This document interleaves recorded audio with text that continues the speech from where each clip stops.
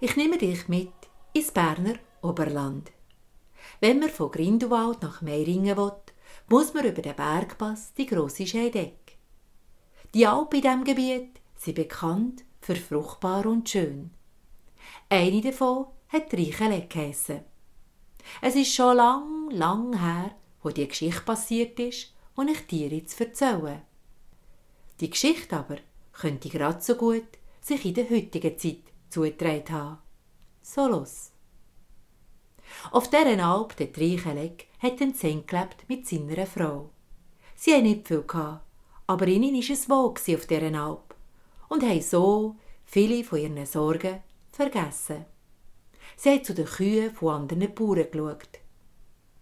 Der Sen hat einen passenden, aber nicht wirklich schönen Namen gehabt. Kuhschwanz hat er geheissen.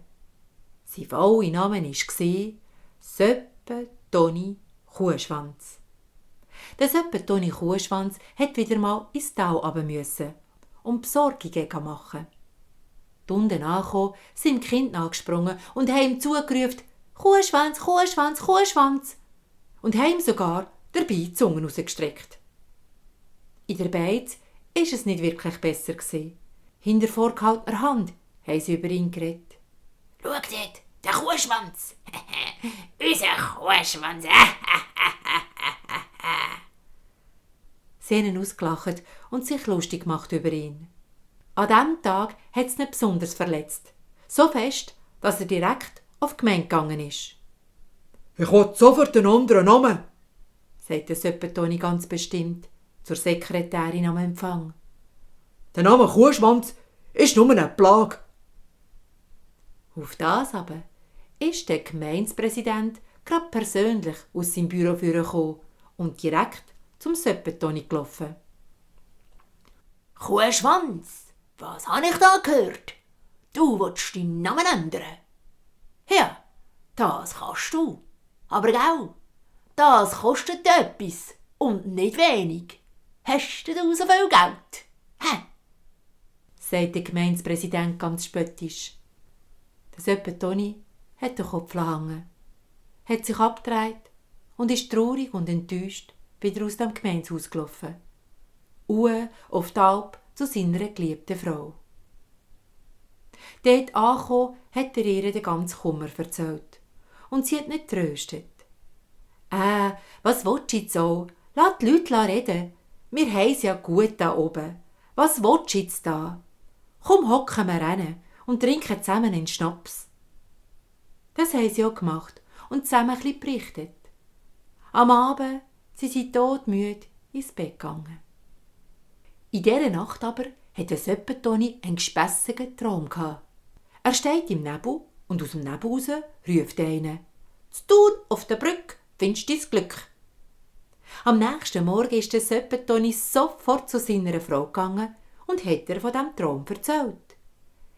Paperlepapp, was willst du jetzt deine Schuhe ablaufen, um nach Thun zu laufen? Und das nur wegen einem Traum? Auf uns wartet viel Arbeit. Komm, machen wir, dass wir die Arbeit erledigen mögen, die ansteht. Der Söppe Toni war schon ein bisschen enttäuscht, denn am liebsten wäre er gerade losgelaufen. Doch er hat das gemacht, was seine Frau gesagt hat. Nach einem langen, strengen Tag legt er sich müde ins Bett und schläft gleich darauf ein. Auch in dieser Nacht hat er noch einmal genau den gleichen Traum gehabt. «Zu Thun auf der Brücke findest du dein Glück», ruft wieder einer aus dem Nebel raus.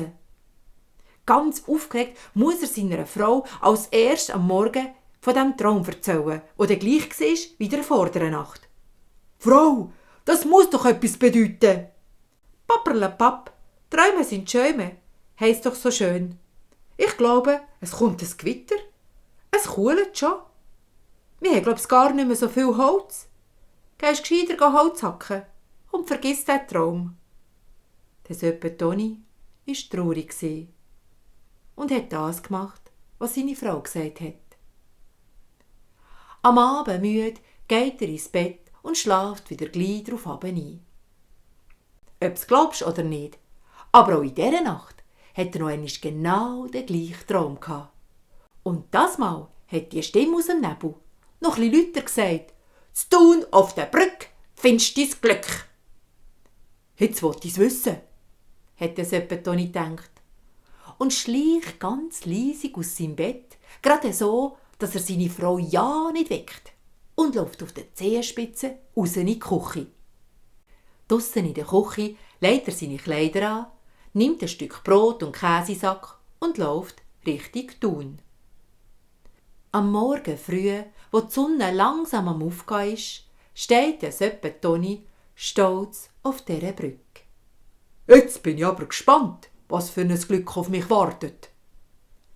Gleich darauf ist ein Geissenhirt gekommen, der seine Geissen über die Brücke getrieben hat, mit den Glöckli dran. Guten Morgen, guten Morgen! Haben sich die beiden freundlich gegrüßt und einander einen guten Tag gewünscht. Und so hat er auf die Nächsten gewartet. Im Verlauf vom Vormittag hat er viele Frauen und viele Männer gesehen, in die Städtli reingehen und in die Städtli rauskommen. Es ist Mittag geworden. Im Söppetoni hat der Bauch angefangen zu knurren und auf das aber hat er sein Brot und ein Stück Käse genommen und hat angefangen zu essen. Aber bis dahin ist nicht wirklich etwas passiert, was auf sein Glück hingewiesen hat. Ein bisschen enttäuscht schaut er zum Niesen an und sagt sich aufmunternd: Geduld, Geduld, guter Söppetoni, kommt schon gut. Auch am Nachmittag hat sich nicht viel geändert. Leute sind gekommen und Leute sind gegangen. Seine Beine sind langsam schwer geworden. Die Worte von seiner Frau sind ihm in den Sinn gekommen, die mit ihm geschumpfen hat, so einem Traum nachzuspringen, statt zu arbeiten.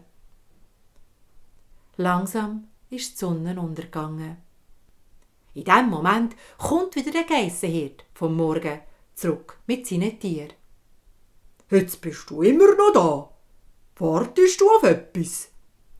Und auf das aber erzählt ihm der Söppetoni von seinem Traum, den er 3 Mal hintereinander hatte. Das ist jetzt interessant. Auch ich hatte gestern Nacht einen gespässigen Traum gehabt, sagt auf das aber der Geissenhirt. Ich habe geträumt, dass auf einer Alp, wo 3 Kalek heisst, ein Sohn lebt. Und dabei fährt der Geissenhirt an zu schmunzeln. Ja, er fährt an zu lachen und probiert das Lachen zu unterdrücken, damit er weiter reden kann. Stell dir mal vor, Kuhschwanz hat das geheissen. Stell dir mal vor, du würdest Kuhschwanz heissen. Weisst wie schlimm? Da bist du ja geplagt, wenn du so einen Namen hast. Der Söppetoni hat innerlich gekocht vor Wut, aber er hat sich ja nichts anmerken lassen, denn er hat unbedingt wissen, was er noch weiter geträumt hat. Und? Erzähl endlich weiter. Also gut. Ich habe weiter geträumt, dass der Kuhschwanz unter seinem Kochherd einen grossen Krug voller Goldstücke hat. Der Söppetoni hat jetzt genug gehört. Was gibst, was hast, ist der davongelaufen, Richtung Alp. Der Geissenhirt hat jetzt die Welt nicht mehr verstanden. Er hat nur noch den Kopf geschüttelt. Was ist jetzt mit dem plötzlich passiert? Warum säckelt der plötzlich so schnell davon? Ganz verwirrt ruft der Geissenhirt seine Tiere wieder zusammen und läuft weiter. Als der Söppetoni auf der Alp endlich angekommen ist, schaut er natürlich sofort unter dem Kochherd. Und was findet er da? Tatsächlich ein Krug voller Goldstücke. Tja, da hätte seine Frau auch grosse Augen gemacht, wo sie das viele Gold gesehen hat, und ist auf das aber im Söppetoni gerade um den Hals gefallen und hat ihm ein Münzchen gegeben. Und der Söppetoni hat seine Liebste gepackt und in die Luft gehabt vor Freude. Schatz, wir sind reich. Von dort weg haben die beiden keine finanzielle Sorgen mehr gehabt.